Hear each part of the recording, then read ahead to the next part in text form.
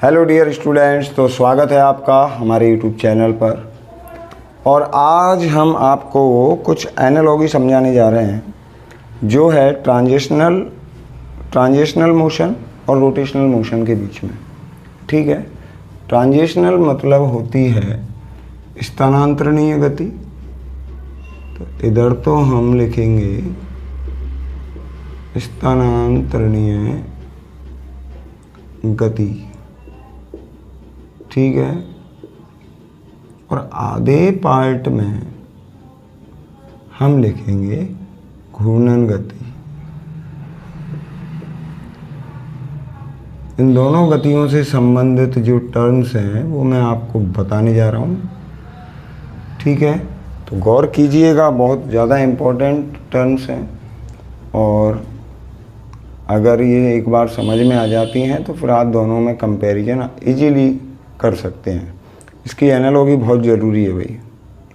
देखिए, स्थानांतरणीय गति की अगर हम बात करें ना, तो सबसे पहले जीरो से शुरुआत करते हैं, मतलब विस्थापन से, ठीक है। स्थानांतरणीय गति कैसी होती है भाई? ये एक बिंदु से दूसरे बिंदु की तरफ होती है, एक रेखा में होती है। ऐसे A to B मान लो गति हो रही है, तो ये स्थानांतरणीय गति है, ठीक है, एक रेखा में हो रही है। इसके लिए जो विस्थापन लिखेंगे वो हम टर्म काम में लेते हैं S। स्थानांतरणीय गति में जो हम टर्म काम में लेते हैं वो लेते हैं S विस्थापन के लिए। अब ये गति घूर्णन गति है। इसमें क्या होता है? इसमें कोई वस्तु घूर्णन कर रही होती है ऐसे अपनी अक्ष के सापेक्ष, और एक्स अक्ष के सापेक्ष उसकी कोणीय स्थिति देखी जाती है। यहाँ स्थिति ये रही, ये ए बी ऐसी भी हो सकती है, ठीक है। अब यहाँ पहले मान लीजिए इसका कोण बन रहा है कितना, कोई बिंदु है और ये ए से कहाँ गया, बी तक गया। तो एक्स अक्ष के सापेक्ष ही देखते हैं कोणों को। बी पे पहुंच गया तो ये कोण भी एक्स अक्ष के सापेक्ष देखा जाएगा, θ2। तो यहाँ जो विस्थापन बनेगा ना, उसको हम बोलेंगे कोणीय विस्थापन, क्योंकि कोणीय रूप से घूर्णन गति हो रही है, कोणीय विस्थापन, ठीक है। तो इसमें जो टर्म काम में लेंगे वो हम काम में लेंगे कोणीय विस्थापन, और कोणीय विस्थापन लिखा जाएगा del theta is equal to θ2 minus θ1, ये लिखा जाएगा। मात्रक आपको मालूम है, इधर ये रेडियन होगा, इसका मात्रक होगा रेडियन, और उसका जो विस्थापन है इसका मात्रक हम काम में लेंगे कौन सा, मीटर। इसमें तो मीटर में चलेगा भाई, ऐसा ही मात्रक की बात कर रहा हूँ, इसमें रेडियन में, ठीक है। इसका मात्रक क्या हो जाएगा, रेडियन। तो पहला टर्म तो यही हो गया भाई। पहला टर्म क्या है कि स्थानांतरणीय गति में तो हम जो टर्म काम में लेते हैं वो विस्थापन है, रेखीय विस्थापन है। लेकिन जब बात करते हैं घूर्णन गति की, तो घूर्णन गति में वो कोणीय विस्थापन बन जाता है, उसको हम θ2 माइनस θ1 से लिखेंगे। यहाँ S भी मान लो मैं x1 x2 से रिप्रेजेंट कर रहा हूँ, तो S विस्थापन होगा अंतिम स्थिति माइनस प्रारंभिक स्थिति। इसमें स्थिति को कोणीय रूप से शो कर रखा है, θ2 θ1। कौन सी अक्ष के सापेक्ष, x अक्ष के सापेक्ष। क्लियर है? तो अब हम आगे नेक्स्ट जो है वो हम विचार करते हैं किस पर, b पर, वेलोसिटी पर, वेग। तो देखिए यहाँ जो है हम स्थानांतरणीय गति में जो वेग काम में लेते हैं, दूसरा टर्म है।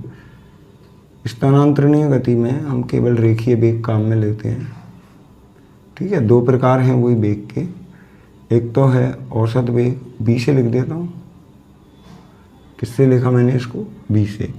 तो यहाँ जो टर्म है ना वो काम में आएगा कोणीय वेग।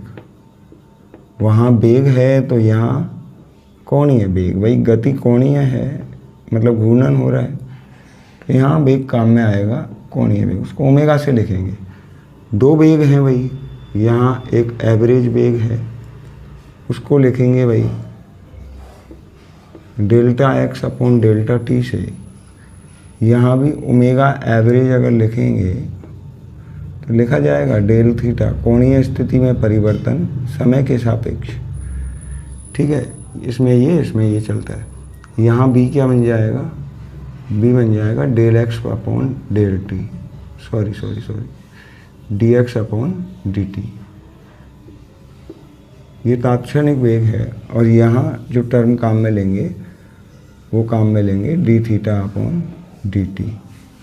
क्लियर।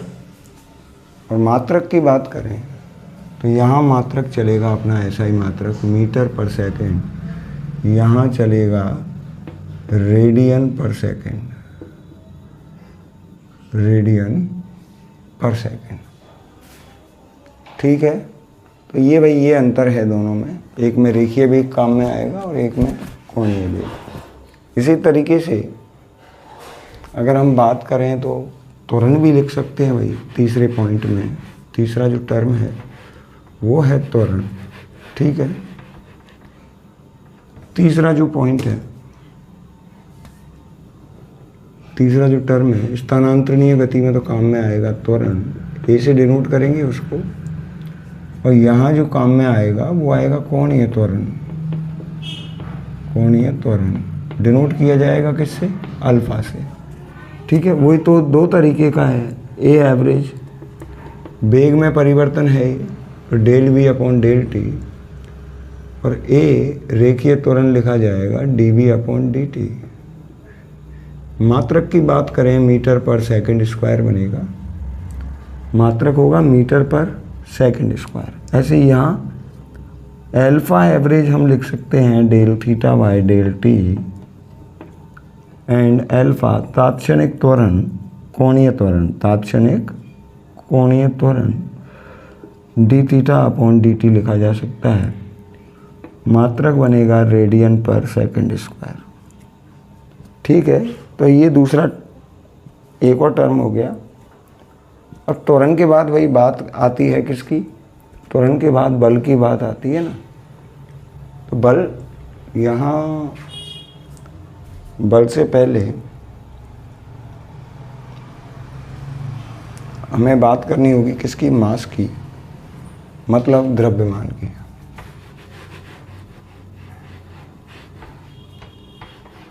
चौथी जो क्वांटिटी है, चौथी क्वांटिटी देखना भैया, यहाँ तो रेखीय गति में काम में आता है द्रव्यमान, और उसको लिखते हैं एम से, और उससे रिलेटेड जो टर्म है यहाँ घूर्णन गति में वो है जड़त्वाघूर्ण। वो रिलेटेड टर्म क्या है, वो जड़त्वाघूर्ण है, उसको आई से डिनोट किया जाता है। ठीक है, द्रव्यमान को तो एम से ही नॉर्मल लिख देंगे, और यूनिट उसका ऐसा यूनिट केजी होगा। जड़त्वाघूर्ण क्या होता है भाई, जड़त्वाघूर्ण ये होता है, देखिए पहले समझना, कोई पिंड मान लीजिए घूर्णन कर रहा है, यहाँ अक्ष से उसकी लंबवत दूरी r है, और इस पिंड का द्रव्यमान m है। वो अलग अलग तरीके से निकालते हैं भाई, आज मैंने खूब तुम्हें जड़त्वाघूर्ण निकालना बता रखा है। तो जड़त्वाघूर्ण लिखा जाएगा mr² से, यूनिट बनेगा kg इंटू मीटर स्क्वायर। ऐसा ही यूनिट क्या बनेगा, kg into metre square. Clear है, m द्रव्यमान का तो किलोग्राम हो जाएगा, और r दूरी है उसका क्या बनेगा, kg। अब हम लिख सकते हैं बल के बारे में।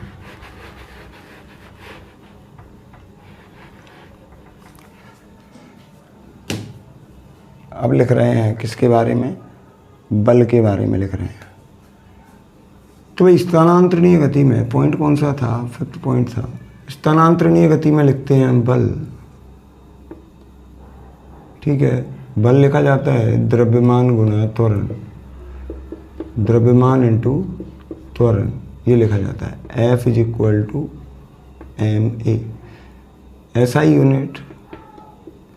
ऐसा ही यूनिट होता है न्यूटन, किससे डिनोट करते हैं, n से।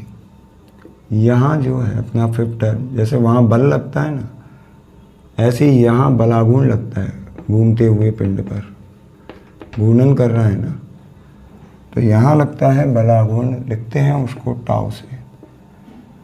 ठीक है, जैसे यहाँ एम ए लिखा ना, एम की जगह टर्म चल रहा है यहाँ आई, और ए की जगह चल रहा है अल्फ़ा, तो टाउ आई अल्फ़ा लिख सकते हैं। यूनिट की बात करें केजी इंटू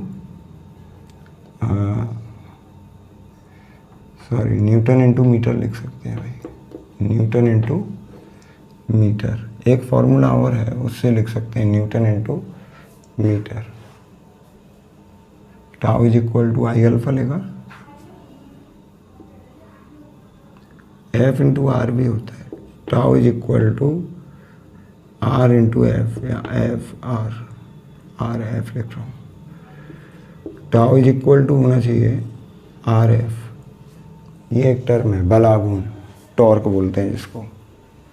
ठीक है, तो एक फॉर्मूला तो आर इंटू एफ होता है, और एक इसी से तो निकला है न्यूटन इंटू मीटर। ये वाला यूनिट जो लिखा है न्यूटन इंटू मीटर, वो लिखा है हमने किससे, आर इंटू एफ से। उससे भी लिख सकते हैं, लिखने को यही आएगा। तो बल और बलागुण, घूमते हुए पिंड पर काम करेगा बलागुण, और वैसे काम करेगा स्थानांतरणीय गति में वो बल काम करेगा। ठीक है, सिक्स टर्म पे चलते हैं। छठवीं टर्म देखिए,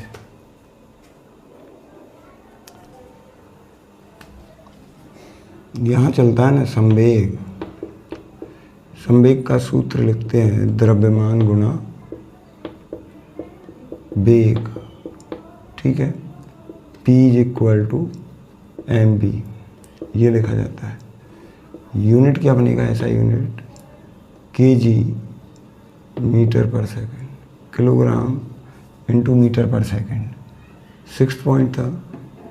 और यहाँ जो चलेगा वो चलेगा कोणीय संवेग। वो क्या होगा, कोणीय संवेग। L is equal to R into P.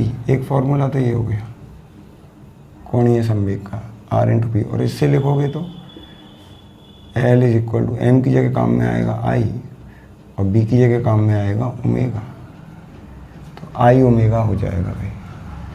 कोणीय संवेग का यूनिट यहाँ आर और पी का यूनिट रख के निकाल सकते हैं। ठीक है, आर वही परपेंडिकुलर डिस्टेंस है, लंबवत दूरी है। ठीक है, आर का यूनिट लिख सकते हैं हम मीटर, और पी का लिखा है यहीं लिख तो रहा है केजी मीटर पर सेकंड, किलोग्राम मीटर स्क्वायर पर सेकंड हो जाएगा, किलोग्राम मीटर स्क्वायर पर सेकंड। तो ये एक टर्म हो गया अपना 6th। और ये है 6th जो टर्म है वो है अपना संवेग और कोणीय संवेग। ठीक है, अब और भी कुछ रिलेटेड टर्म्स हैं। फोर्स हो ही गया, टॉर्क हो गया, अपना एंगुलर डिस्प्लेसमेंट हो गया।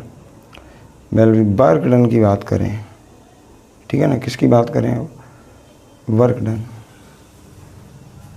वर्क डन मतलब कार्य स्थानांतरणीय गति में कैसे निकलता है, और जब घूर्णन गति होती है तब कैसे निकलता है।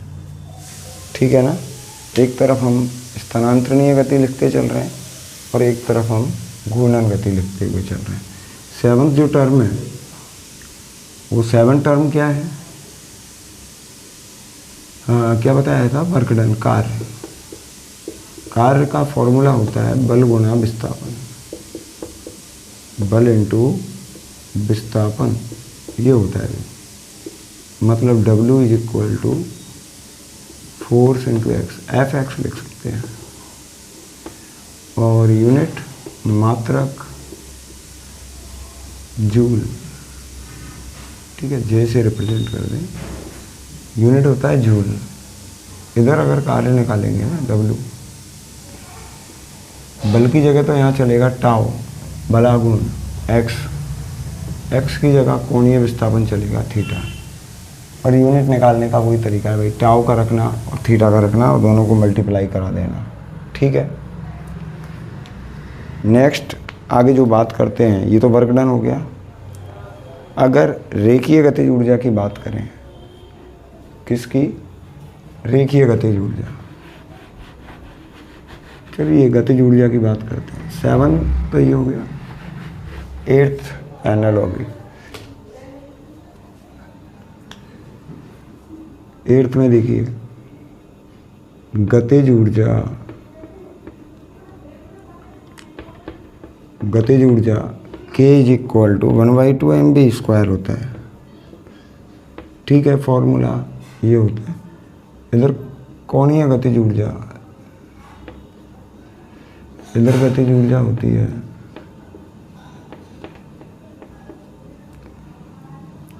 यहाँ K लिखा जाएगा 1/2 m की जगह टर्म चल रहा है I, B की जगह ओमेगा, तो I ओमेगा²। इधर कौन सा हो गया? गतिज ऊर्जा। क्लियर है? तो ये गतिज ऊर्जा के लिए ये फॉर्मूले चलते हैं भाई। पावर की बात करें अगर हम, किसकी बात करें? पावर, शक्ति। शक्ति P इज इक्वल टू बल गुणा वेग होता है FV, ये लिखा जाता है। वाट होता है इसका यूनिट। और यहाँ जो रिलेटेड टर्म है, यहाँ शक्ति कैसे निकलती है? यहाँ P इज इक्वल टू, बल की जगह टाउ चलेगा और B की जगह ओमेगा काम में लेंगे, तो P इज इक्वल टू क्या लिखा जाएगा? Tau into omega. Unit in सबके आप निकाल सकते हो, ठीक है, यूनिट सबके निकल सकते हैं। अब देखिए ये शक्ति हो गया। शक्ति के बाद अगला जो पॉइंट है ना, वो है आवेग। वो है आवेग, ठीक है। तो आवेग I इज इक्वल टू लिखा जाता है। संवेग में परिवर्तन ही लिखते हैं F डेल्टा T। संवेग में परिवर्तन मतलब P2 माइनस P1, ऐसे मान लेता हूँ MV2 माइनस MV1। ठीक है, ये आवेग का फॉर्मूला है भाई। यहाँ आवेग क्या बनेगा? कोणीय आवेग है। कौन सा? कोणीय आवेग। कोणीय आवेग को डिनोट कर देते हैं हम टाउ डेल टी से। Tau del T is equal to I omega 2 minus I omega 1। Tau del T is equal to I omega 2 minus I omega 1। ये कोणीय आवेग बन गया कोणीय गति में, ठीक है। तो ये कुछ टर्म्स हैं बेटा लोग जो आपको आने चाहिए स्थानांतरणीय गति और कोणीय गति को समझने के लिए, ठीक है। आपको अगर ये टर्म अच्छे से आएंगे तो आप दोनों गतियों को इजी वे में समझ सकते हैं। आप केवल एक ही गति पढ़ोगे, कौन सी? स्थानांतरणीय गति, और उससे रिलेट करके फिर आप कोणीय गति को पढ़ सकते हैं, घूर्णन गति को पढ़ सकते हैं। और उससे अगर आपके एक फॉर्मूले क्लियर हैं एक टाइप की गति के, तो दूसरी गति के अपने आप उन्हीं फॉर्मूलों से आप बना सकते हो, ठीक है। ऐसी गति के समीकरण लिख सकते हैं भाई। गति के तीनों समीकरणों को लिखा जा सकता है। यहाँ चलता है ना S इज इक्वल टू मतलब x2 माइनस x1।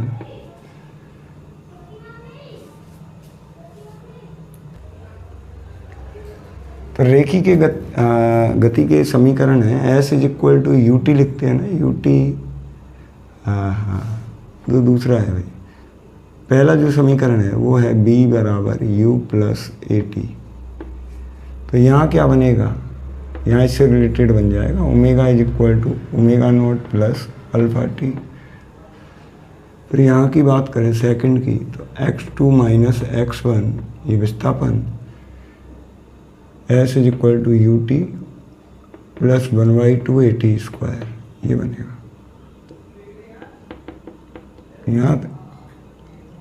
यहाँ कोणीय स्थिति में परिवर्तन चलेगा ना, θ2 माइनस θ1, u की जगह omega naught T plus 1/2 alpha T, ये द्वितीय समीकरण आ गया। तृतीय अगर देखोगे आप, तीसरा समीकरण, तो यहाँ लिखते हैं ना B square is equal to U square plus 2as, ये लिखते हैं। यहाँ क्या बनेगा भाई, तीसरा समीकरण बन जाएगा omega square is equal to omega naught square plus 2 alpha del theta लिख देता हूँ, ठीक है, ये बन जाएगा। तो बेटा लोग, उम्मीद करता हूँ आपको ये एनालॉजी अच्छे से समझ में आई होगी और आप इसको अप्लाई करोगे, और अप्लाई करके देखना, ये एनालॉजी बिल्कुल अच्छी एनालॉजी है, और जिससे आप दोनों के दोनों जो मोशंस हैं, दोनों की दोनों जो गतियाँ हैं, उनको इजी वे में आप समझ सकते हैं। ठीक है, तो मिलते हैं नेक्स्ट वीडियो में। नेक्स्ट जो वीडियो है अपना वो रोलिंग मोशन से रिलेटेड है, तो बने रहिएगा हमारे यूट्यूब चैनल पर। और जिस किसी भाई ने, जिस किसी स्टूडेंट ने अभी तक हमारा चैनल सब्सक्राइब नहीं किया है, तो प्लीज़ सब्सक्राइब कर लीजिए और बेल आइकन प्रेस कर लीजिए। जितना हो सके हमें सपोर्ट प्रोवाइड कीजिए और हमारे चैनल्स को, हमारे वीडियोज़ को ज़्यादा से ज़्यादा शेयर कीजिए।